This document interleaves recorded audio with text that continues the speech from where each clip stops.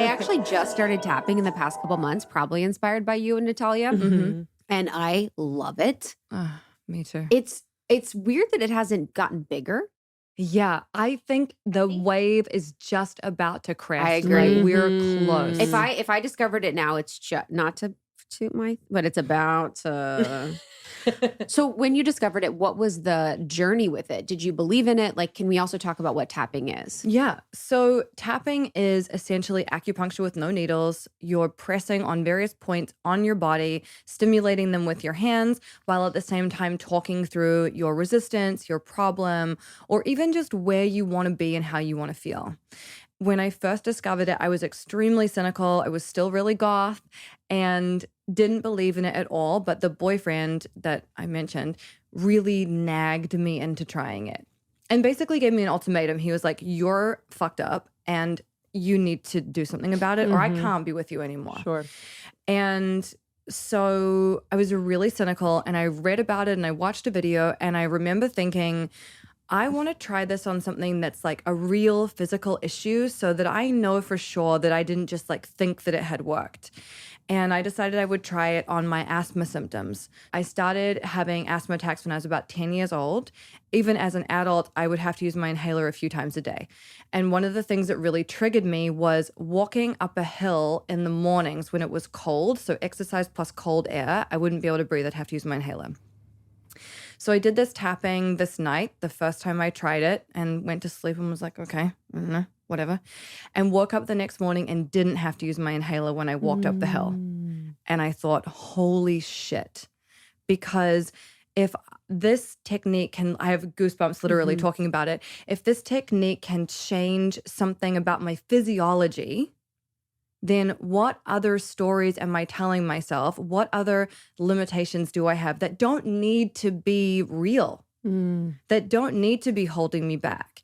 And what I've discovered with tapping, which I've been doing, I mean, it must be like 16 years by now, is that you can change pretty much everything. It's just amazing. And it's so accessible because you don't need a practitioner. You don't need a tool. You don't need to book a session. Like you can do this on your own in a bathroom stall, in the back of an Uber.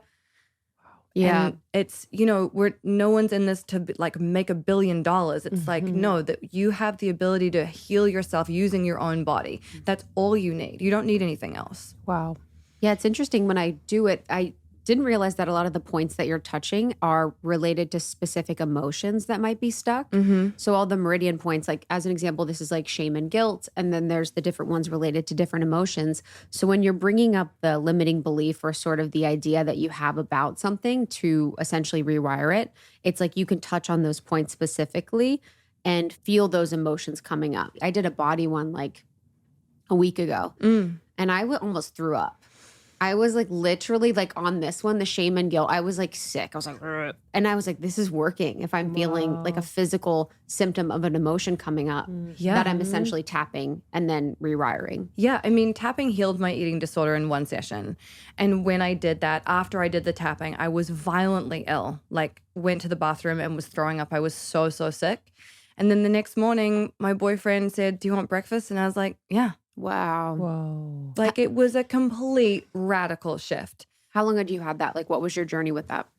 It had started when I was about 18 and lasted till I was 23. And it was interesting. When I was 13, I was really into self-harm. That was my coping mechanism. And then one day decided like, I'm not going to do that anymore. This isn't healthy for me. I'm going to stop. And swiftly switched coping mechanisms for an eating disorder, but didn't realize it at the time. It's really hard to connect those dots when you're in it. Were you able to get to the root of whether it was like the fear or the shame or the memories that were at the root of your eating disorder or harming yourself? Was it through tapping that you did that, or? It's a really good question. I think these things are always unfolding. Yeah. And because that tapping I did was such a long time ago, what I really remember about it was standing in my bathroom naked, looking myself in the eye in the mirror while I did the tapping, which is I really recommend for anything body image related, because you literally cannot avoid your own gaze. Like you are radically truth-telling in that moment. And mostly what I remember talking about was, like you're saying, the shame and the disgust and the guilt and the sadness that I felt in my body, I don't remember connecting it to anything historical for me. Beautiful. But I think all of these things come from childhood trauma and old stuff that we've witnessed.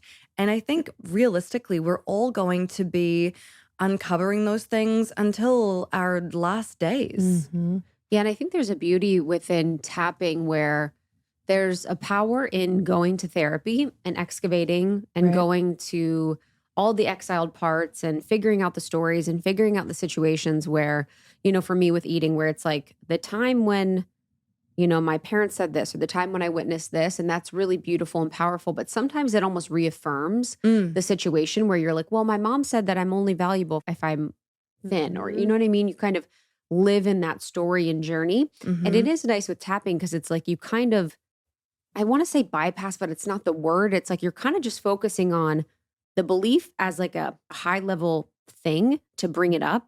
And then you're just kind of inputting the new belief rather than like going in and just going forever in the dark and just like going so into it.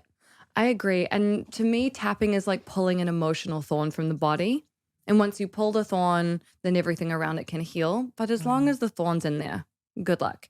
And I think that therapy can be so helpful for understanding what's going on or connecting some dots, but I just don't think it's enough. And I really believe in the power of somatic work, whether it's breath work, tapping, acupuncture, movement, whatever. I don't care what it is, as long as you're doing something with your body, because that's where you're holding your emotions, your trauma, your memories. They're actually not up here as much as we think they might be. Thank you so much for tuning in to Morning Microdose by Almost 30. We hope you enjoyed waking up.